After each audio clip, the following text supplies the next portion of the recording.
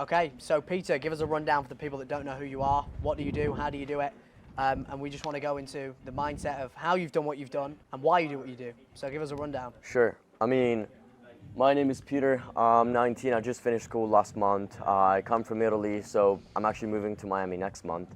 And I scaled my agency. It took me 2 years, but in May was our best month. We had 130K a month. We do appointment setting, AI, and consulting for our clients. Sweet. So we've already broke it down in a previous video, like the practicalities of what you do, how you do it in terms of the niche, the systems.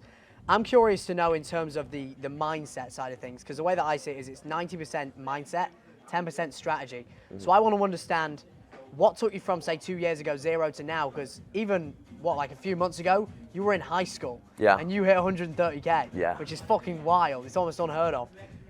Talk to me about that. How do you see yourself and your identity? It took a long time, to be honest with you. A lot of people are just going to sell you on the fact that agency is so easy. I mean, I guess it's the same with you. And it took me 9 months to even get my first client. And then that month I hit 10K in a month and just my life changed. Now, the way my mindset has changed throughout the whole 2 years has been amazing. The more money I made, I actually became more humble. Why? Because initially, when I hit my first 10K a month, I thought I was rich. I thought, that's it. I think everyone does, right? Yeah, of course. But then you just start understanding there's many more things aside from money, even inside your company. I mean, your team members, your client success, everything, how the team treats you. So I just became more humble the more money I made. And I feel like there's a lot of people out there that don't know really how to behave when they start making money. Like, there's a lot of people that just go crazy. To me, when we hit that 130K a month, it was so normal. I still went to bed like usual, and I went to school the next day. Right now, we're doing like 100K-ish. Still, I don't mind. It doesn't make a big difference with me. You mentioned there was a 9-month period where you made no money. No money at all. When you were just grinding it out. Yeah. That's the point where I feel like most people go through the valley of despair, as Mosey talks about it, right? Month 1, month 2, month 3. What made you continue to push through for 9 fucking months without making anything? Because that's something that not a lot of people have the bandwidth to be able to do. Yeah. We were speaking about this yesterday at the mastermind. So it really is your why and the vision that you have and the reason behind everything you do and why you do it. I feel like if you get really clear on it, to me it was super like crystal clear why I wanted to do this and why I wanted to make money, and I just wanted it to work. And so I never stopped. I never thought, oh, maybe I should quit, I should get into something else. I just wanted it to work, and I know by putting in the work it was going to work. Like, it's many people look for guarantees in life. My suggestion is you should just become the guarantee. Do so much work, it just becomes impossible for you to fail. But how do you build that self-belief in knowing, like, okay, I know I need to do this, I'm going to work my ass off to get there, but how do you still keep that certainty when 3, 4, 5 months in, you still don't see the result of what you've put in? You got to remind yourself of the why every single day. And I'm not saying you're not going to get frustrated. I was incredibly frustrated. I mean, throughout the whole period, I was sleeping 3 hours a night, either because I could not sleep or because I had to work. But at the same time, I was not sleeping. I was really frustrated because I was not making money, and I would see guys every day making 10, 20, 30K a month, and it would just kill me. But if you remind yourself of the why and why you do it every day, and you understand, you set it as an expectation that it's not going to be easy, because running a business is not easy. There's not a lot of people that run a business, and the ones that do, 90% of businesses fail within the first year. I think that's a key point as well, because, like, for example, when I'm with my family, they always used to tell me when I was starting, you need a plan B, you need a second option. And I think when you burn the boats and you decide, I'm not going to accept anything except the thing that I want, that's when you will actually get it, right? And you mentioned the why that pushed you through. Do you feel like you're driven by pain or by pleasure? Because I've met people that have both, personally. To me, it was initially pain. A lot of pain. I had a pretty bad childhood. I don't come from a rich family, but it's not even a broke family.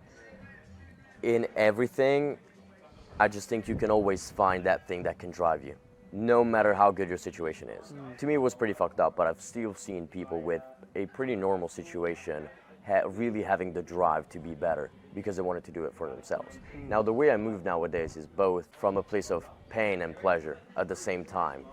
from a place of pain because I want to retire my mother, which, by the way, I did last month, That's so it's sick, fine. bro. But now, on a pleasure standpoint, I want to have freedom. I want to make sure she doesn't have to go back to work again, because it's not just you retire them for a month, that's it. It becomes a standard for them, and you become the person that really provides. And so to me, that's great, and I don't see that as a form of pain. I rather see that as a form of pleasure, because I get to do what I do every day. So you've been able to retire your mum, which is sick, by the way. Yeah. Essentially, you've fulfilled that initial goal that you had. So how do you now, that you're making a lot of money, you don't need to make more money. I think that's a big thing, like just from being at the mastermind, there's a lot of people here that know what they need to do, know what their goal is, but they somehow can't find the urgency to get there because they already make money. What drives you now? What drives me is, first of all, I want to make sure I never go broke again. I can already leave for maybe a few years, no problem. But at the same time, that's not what I want to do. I really enjoy the work and just building businesses. Indeed, I don't work in the agency that much anymore. I'm focusing on building more businesses, and of course, I'm gonna get back this month into scaling that because I want to hit 200-300K a month in the next 3 months. To me, what really drives me is, I retired my mom, sure. I want to buy her a house. I want to buy her so many things, and I'm moving to Miami. I'm gonna need to make money. I cannot just rely on the savings that I have. Miami. Exactly, right? Especially if I'm moving in a penthouse, which I am, not because I like it, but because I want to have something that holds me accountable. Because right now, so your back is against the wall where you know you need to make more money. Exactly, because you don't live with your parents anymore. Yeah. Why do you want to move out?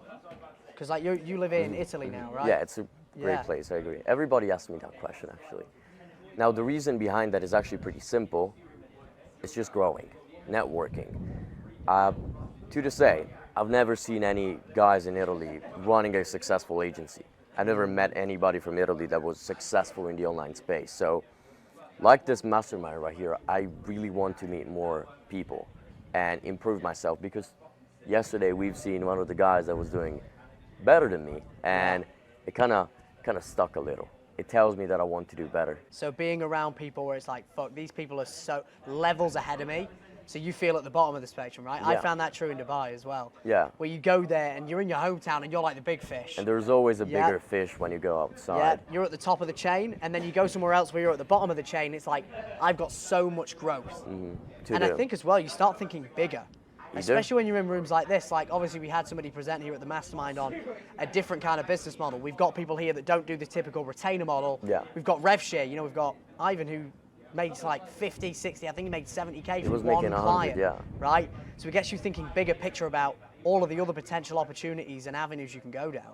100%. I know people that do not want to move out of their hometown because they like feeling like the big fish. Yeah. To me, it's not just that you start having more inspiration, it's that you actually want to have more inspiration, because I want to grow. I guess it's the same exact thing for you. And 100%. moving out can be painful. I mean, I guess you experienced it. How was it for yourself? I think when you're away from your family for a long period of time, when you haven't had that, that can be hard. And you know, you're figuring it out, you don't really know anybody there.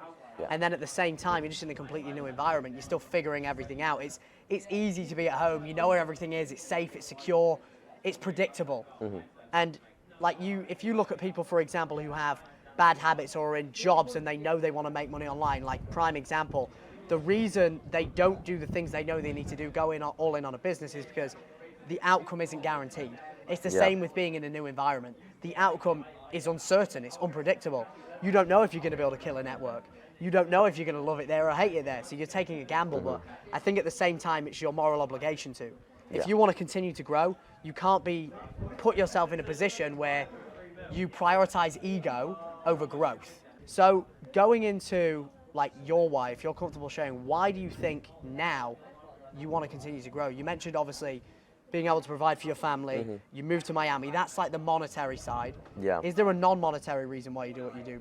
And the reason I ask this is because everybody's always going to have monetary goals. There's materialistic goals that people are going to have as well, whether they want watches, cars, or maybe they don't want that and they just want to provide for their family.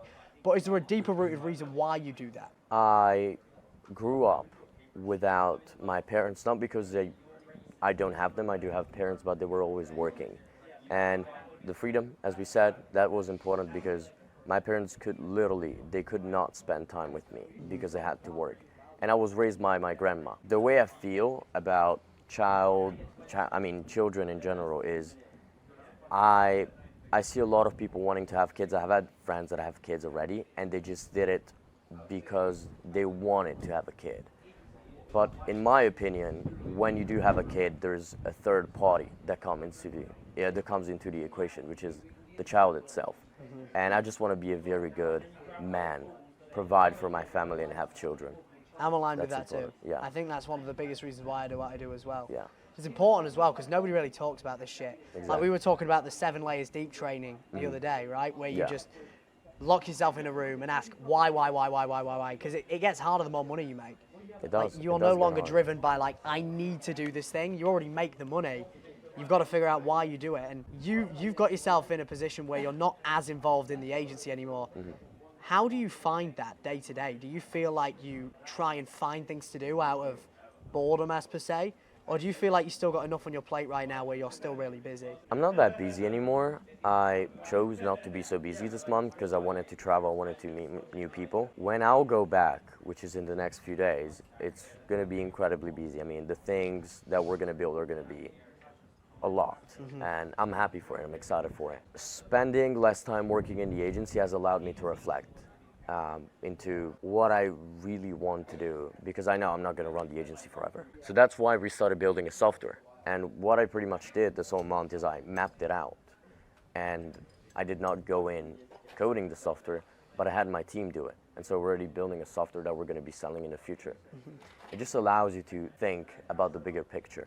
And then I guess the final thing would be, why, obviously we're at a mastermind right now, right? Why would you spend thousands of dollars to be in a room with other people doing what you do? Because that's not a common thing to do either. That is a good question. I found that there's a lot of good information on YouTube that you can learn, and in paid programs. But the real information, the small golden nuggets, you just got to hear. And it's not even something where, because you pay for the mastermind, you get it. It's just something that you needed, but other people did not know that you needed it. And it's just something that comes out, and it can change your whole business. And networking, meeting new people. Networking is number one to me. Yeah. I don't think you realize how, because most people when they start a business, they're unsocial monkeys. I was a fucking unsocial monkey. I was too. I think everybody was here. But then you realize, like, as you get to a certain point, and you have those side conversations that it's not necessarily where you're sat there consuming information directly. Yeah. It's those conversations at dinner with a glass of wine, or Exactly. when you're out having a party with a bunch of people. Like or we sat had there. yesterday. Exactly. You remember. Like we had a really good conversation. We were sat there after dinner for hours having a deep conversation. It's like those conversations where not only can you connect with people on a deeper level, you exchange value, that you come up with new ideas. You're like, oh shit, I would have never thought of this when I'm in go mode, information consumption mode. Exactly. And you get real feedback. There's some topics I might want to start doing content in the future, because I feel there's some topics nobody talks about, especially when building an agency, when you're in school, when you're so young, because we all talk about, you should work harder, but there's a few other things that come into the equation: relationships, self-love. I don't know if these things are being talked about that much. Yeah, and what, like on the self-love side of things, what do you think isn't covered that you wish was, or that you feel like you could fill a gap in the market with? As a young person that has very big dreams and gets isolated, it's important, at least to me, I think, to still date and improve, because it does build you as a person, and it can have a massive impact on your business. I feel like love is one of the strongest forms of energy, and a girl can either really empower you to be a better person, a better leader, run a better business, or she can just destroy your life. And that's not something that is as talked about on YouTube for young people. It's usually like monk it mode, should be. lock the fuck in. It's so true. And understanding what seasons do you go through, because I've had seasons where I was just working all day. I had seasons where I was not working, like this one. And you gotta understand when to have them and why they're important. Otherwise, you're not gonna do them if you don't have a why. Cool, bro. We'll wrap it up there.